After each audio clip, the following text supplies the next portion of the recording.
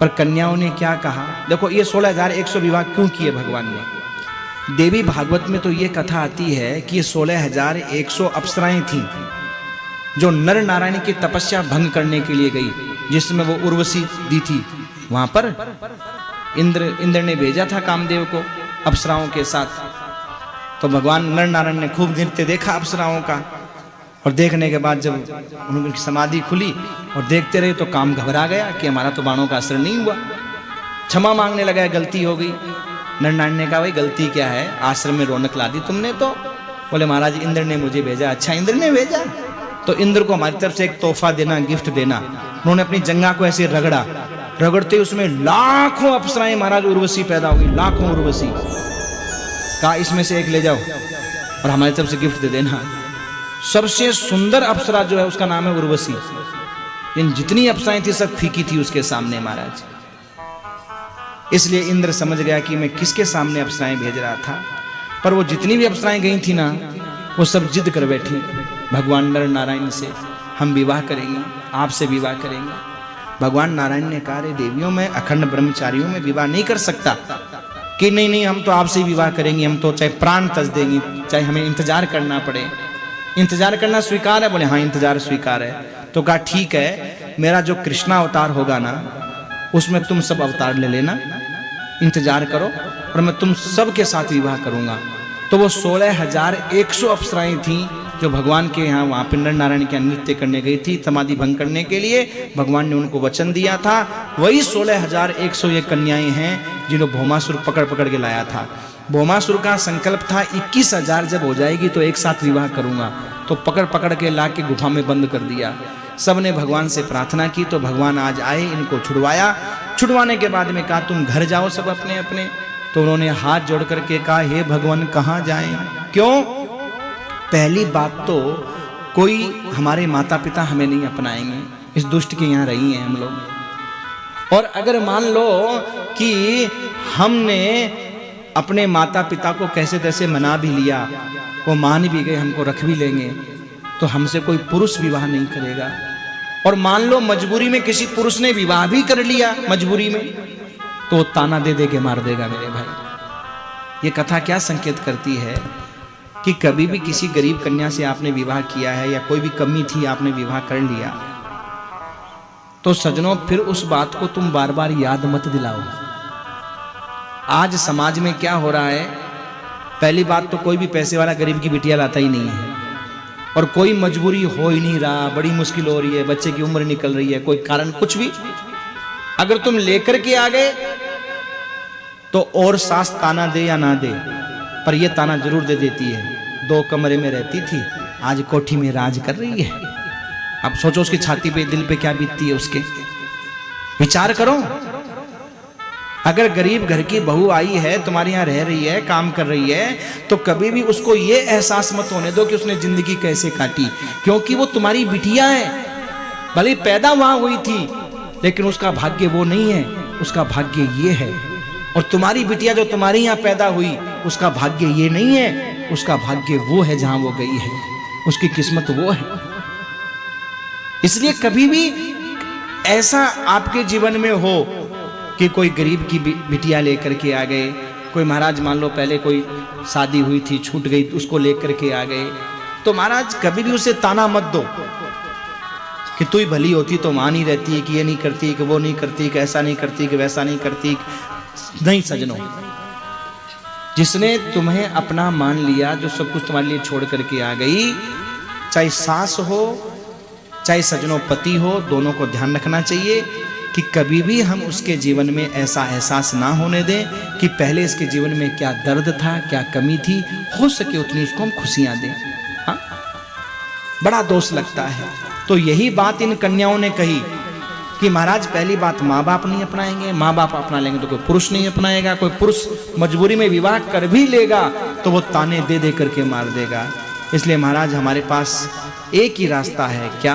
मौत। दूसरा बोले प्रभु आप हमें अपने चरणों की दासी बना लो, क्योंकि आप जानते हो हमारे बारे में सब, पर दुनिया नहीं जानेगी। ये दुनिया बड़ी विचित्र है।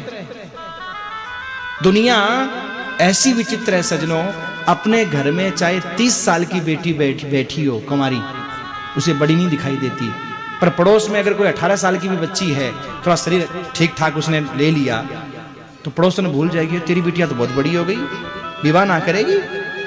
अपने घर में 30 साल की बैठी है, बड़ी नहीं दिख रही उसको, और पड़ोस वाली 20 की भी नहीं, उसको बड़ी दिखाई दे रही है। यह संसार, यह है दुनिया। तो इसलिए प्रभु आपके पास में ये रास्ता है, अब आप हमारे ऊपर कृपा करो। सब हाथ जोड़ के कहती है, मुझे चरणों में बसा ले मेरे श्याम मुरली वाले, मुझे चरणों में बसा ले मेरे श्याम मुरली वाले।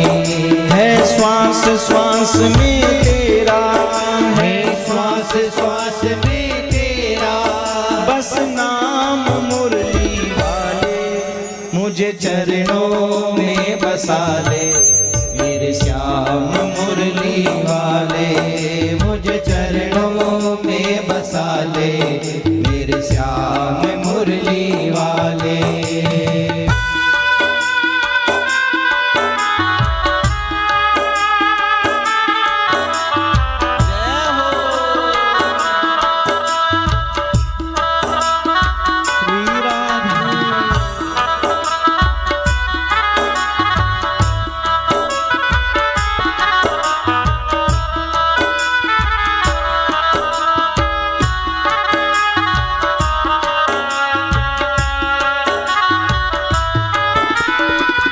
पतझड़ है मेरा जीवन बन के बहार आजा, पतझड़ है मेरा जीवन बन के बहार आजा, पतझड़ है मेरा जीवन बन के बहार आजा।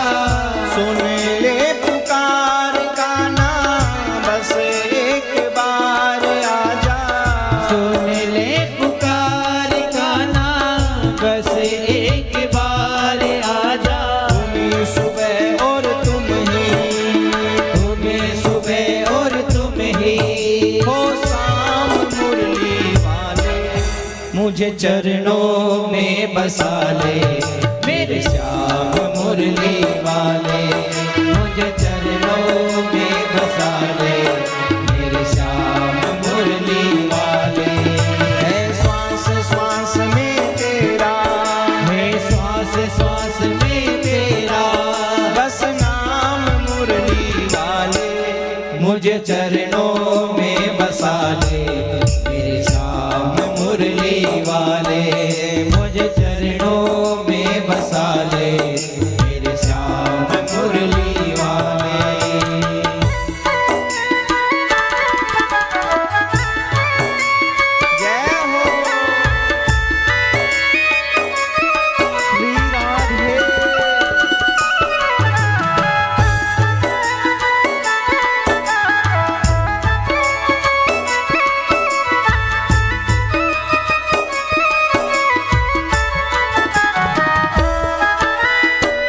भगतों की तुमने काना विपदा है डाली, भगतों की तुमने काना विपदा है डाली, भगतों की तुमने काना विपदा है डाली, भक्तों की तुमने काना विपदा है डाली। मेरी विवाह थामो आके बिहारी, मेरी विवाह थामो आके बिहारी। तुमने बनाए बिगड़े, तुमने बनाए बिगड़े हर काम मुरली वाले, मुझे चरणों में बसा ले मेरे श्याम मुरली वाले, मुझे चरणों में बसा ले मेरे श्याम मुरली वाले। है श्वास श्वास में तेरा, है श्वास श्वास में तेरा, बस नाम मुरली वाले, मुझे चरणों में बसा ले